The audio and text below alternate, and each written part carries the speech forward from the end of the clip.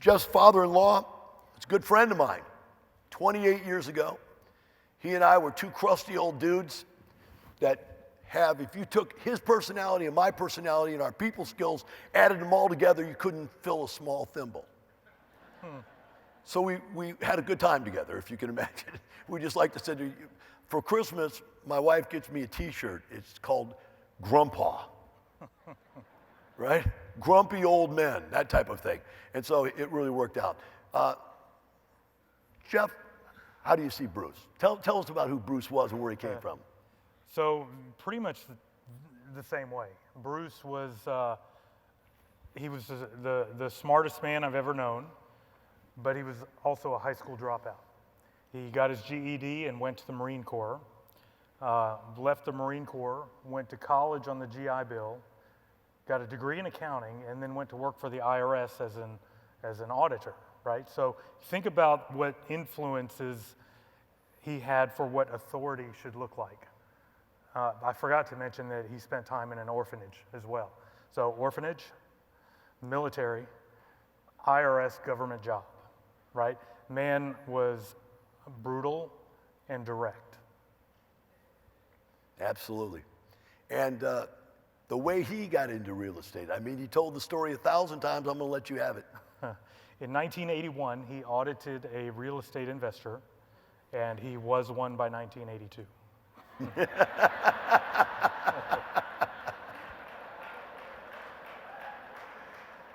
Now, Bruce's significant other was also in the IRS, and in addition to that, she was like some uppity-up person in the union, right? She was the president of the union. Of the union. Can you imagine that kind of liberal background?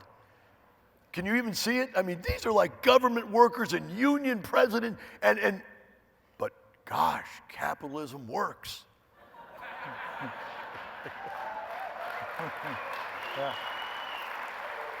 I had several conversations with him about politics, and he didn't favor one side or the other. He was consistently anti whoever has power now. Yeah, that's true. So at some point along the way, I remember Jeff and I were sitting on the side of a mountain one time. He owned a condo or something down in Mexico, right? In Puerto Vallarta. Puerto Vallarta.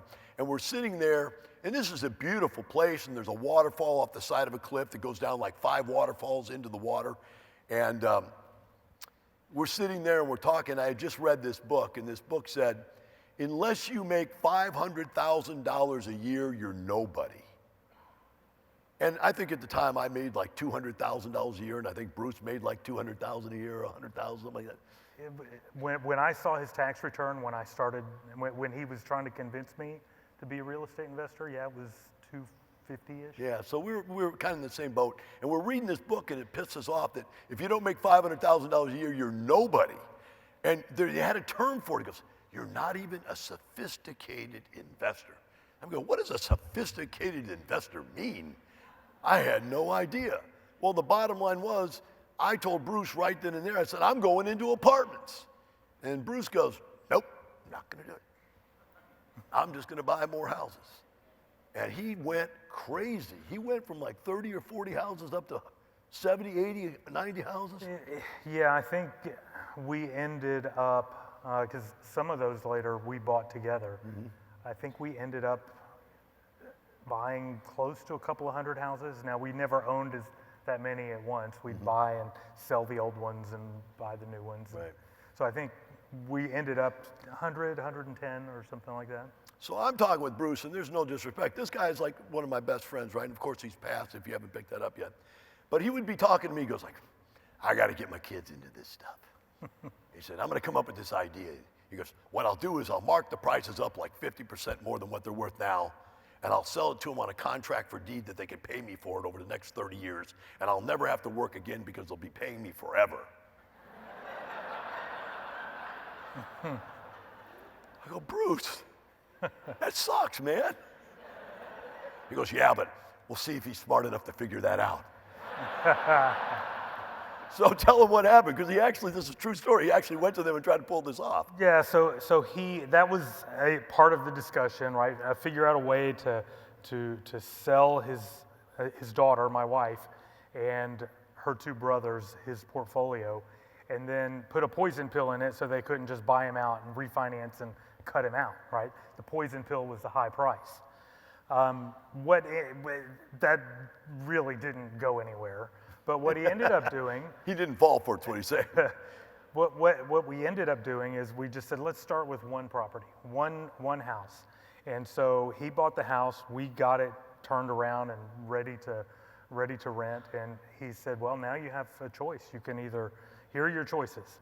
You can sell the house and get some cash, of course, after you pay me my half. You can refinance the house and keep it yourself, or I'll finance it for you and we're done. If in either of the first two options, we were going to use the same money to go do it again, right? But if we decided to just let him finance it for us and we'd keep it as a rental, we were done. There was the money he had reserved for that for us to proceed was gone. So that in our brains was off the table.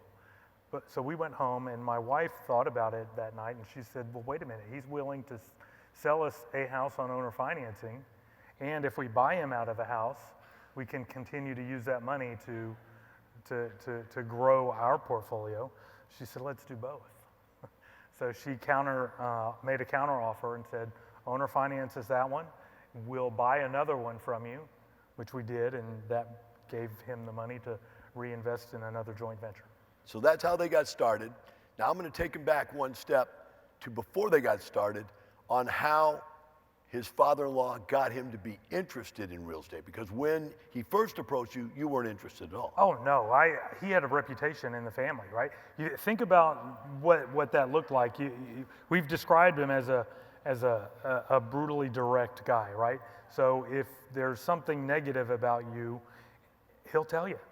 And and it just didn't go over so well with some of the rest of the family. Matter of fact, anytime we went to a Thanksgiving dinner or a Christmas dinner, I generally let everybody get their plates first. You know, kids, and being a man in my 20s at the time, I had to go last. Every single time, the seat next to him was available. So at every family event, I'm sitting next to Bruce. And my parents are exactly the opposite. My mother did superhero shit to keep us fed as a single mom growing up. But so that wasn't familiar territory for me. I didn't know his background, but you know, his daughter did, and they just didn't get along. Well, let's fast forward to the part where, because we're running out of time here. Sure. Let's fast forward to the part where he wanted you to look into this, and you were so bugged by it that you said, what can I do to get away from this guy? Because you know, you all have that guy at family reunions that wants to walk around and talk to you. You all have one in your family, right? And you're trying to hide from the guy? Yeah. So he was trying to hide from the guy. So here's how he got out of it. Yeah, I'm married to his daughter. I want him to just be quiet. I need to get away. And he had just left a lifestyles case study. So he was jacked, right? And so he's throwing this out at me, and obviously he just wants a better life for his daughter. I get that. But I just wanted to get away. So I said, look, is there a book I can read? And he wrote down 3 books and left. And so I, not intending to do anything with it, but I had just read a book that I was pissed that after 13 years of public school and 5 years of college, I had never been exposed to information. So I was looking for more of that. And so I was in the bookstore, and I happened to be wearing the jacket that I wore when Bruce gave me that note with the books on it. And so I said, well, I'm here, I'll look at it. And the subtitle to one of the books was What the Rich Teach Their Children That the Poor and the Middle Class Don't. And at that moment, my thinking was, well, he's trying to reach out to his daughter through me. I have a family responsibility to at least read the book and see what it's about. So I did. I read that book and the other 2, and that happened in October. By Thanksgiving dinner, I'm chasing him around my mom's house. Give him the 3 books real quick, because they're on our reading list. Rich Dad, Poor Dad, The Richest Man in Babylon, and The E-Myth. right? So if you haven't read those, get them and get your kids on them as soon as possible. So you're chasing him around now. Now you Right. want to get something, and he's now trying to hide from Jeff, right? we got to go. We got no time left, so go ahead and finish the story. As you're chasing him around, what did he tell you? He said if I can get my daughter to read the books, he'll pay for us to go to school to learn the real estate part of what we had just read about, which she did by Christmas. And so at that point, he paid for us to take your 2-day class. Give him a hand.